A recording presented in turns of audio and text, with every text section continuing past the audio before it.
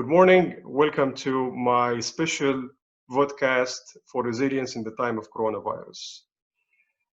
Huge topic. People are talking about it all the time. You open the news, it's all about coronavirus. You read the news, it's all about coronavirus. You speak to some colleagues, it's all about coronavirus. Millions of people have been placed at home, working from home, asked to do the usual business from home. Quite of a big challenge. So I'm reaching out to a number of people to understand the resilience and learn from experience during the time of coronavirus. Today's guest is Laura Hatcher, joining me from Abu Dhabi. Laura is a co-founder of a Sprout digital agency. We are an active agency focusing on production, lead generation, and marketing strategy. In a nutshell, they develop creative content and strategies based on data and research, and they send it out to the whole world. They help you grow your company and expand your business. Laura, good morning. Good to have you on my show. Thank you for having me. My pleasure. Laura, we were talking in the waiting room and you mentioned to me that you've been stationed at home since almost a week. So how's it so far? So we've been stuck at home for almost a week now. And so far, as a company, we're actually doing very well. We've put strict routines and, we make sure every day we have a meeting in the morning and we have like a Zoom call meeting catch up in the evening just to round up the day. So far, that's been working for us. As an individual, honestly, the first week I'm like, oh, this is amazing. It's a bit like vacation, no meetings, really. And, but I'm starting to feel the lack of going somewhere is affecting me. So I'm putting a strict routine on myself and see how that goes.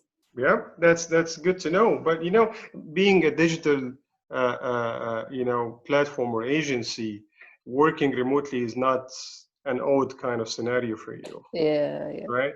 But connecting with customers, because you connect with all kind of businesses. So how do you keep that kind of connection alive and motivated and so on? Yeah, so that's something we've been struggling with, especially in the Middle East.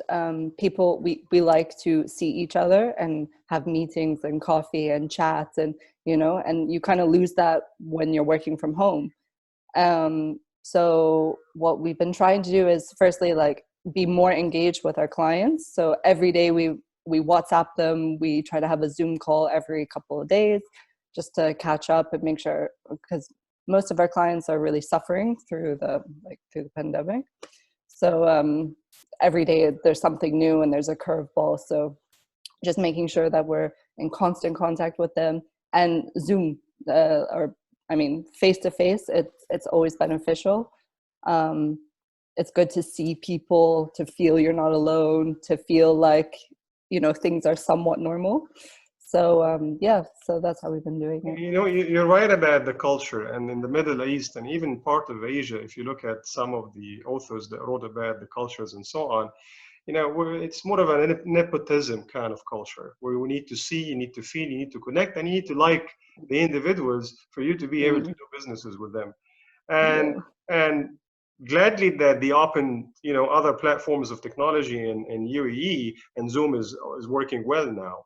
But what other kind of technologies that you're using in place to connect with your customers, your colleagues, your teams, and so on? We've reverted to the old-fashioned phone call, something we don't usually use, but we call our clients, and WhatsApp has been great for us.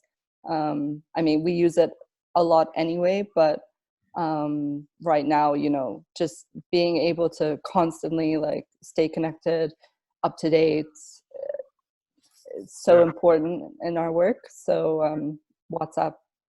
This is amazing. I was talking to also a guest in my podcast in Iran, and nothing is stopping them from connecting across the globe. They're using VPN, and they're using Zoom and Skype and so on and so forth, even in doing businesses, which is good to know that.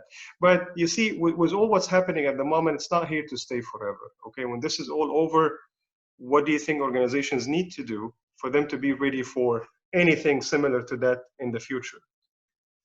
Well, I think this was a big wake-up call for all companies to realize that, you know, the way you work is not forever and it can change in literally, I mean, a week.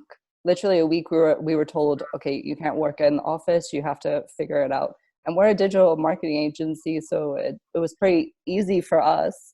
But I think this is a good time for companies to sit back and think, okay, what is my procedures? What is my workflow?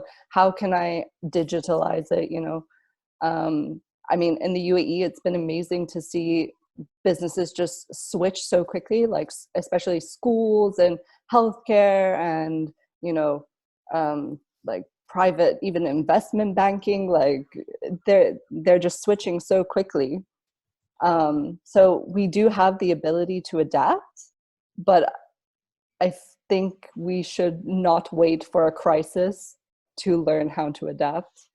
And also, I think it's a great wake-up call for companies to see that flexible working hours does work, and that if you give people freedom, work will still happen, which is, you know, I mean, even in the UAE, they're very strict, you know, like they have working times, 7 to 2, whatever, you know, you have to punch in, punch out. But I think this has like kind of shown people like, oh, you know, people do have autonomy and can self-motivate, and if you give them the task, they'll still do it, even if it's at home or in, you know, in the office. So I feel like, I mean, it's not a great scenario, but I think a lot of good has actually come out of it. I think businesses are becoming more resilient, more flexible. The only downside is the smaller businesses. I mean, even us as a startup, like, you know, when the economy is crashing basically and there's a pandemic, you do suffer a bit, but it allows you to sit back and think, okay, so how can I benefit from this? How you know, if this happens again, and I'm sure, you know, we don't know how long this will last. How can we benefit as a startup, small company, and how can our clients benefit as well? Yeah, and you know, it brings a lot of opportunities. It is unfortunate, but it brings a lot of opportunities for those who can really be resilient and can find ways to maneuver around the new way of doing business and the new way of working as well. But the person on the personal level, how do you keep motivated? I mean, it's been a week, yes, but who knows? It may be extended for another week.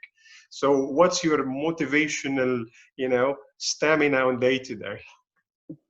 I think having somewhat of a routine is very important.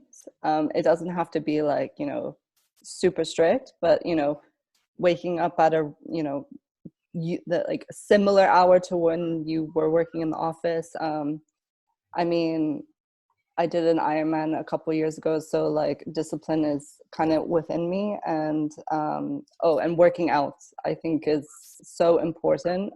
It keeps me sane, and I think it's so important when you're stuck inside and working and just yeah. And yeah, I don't know.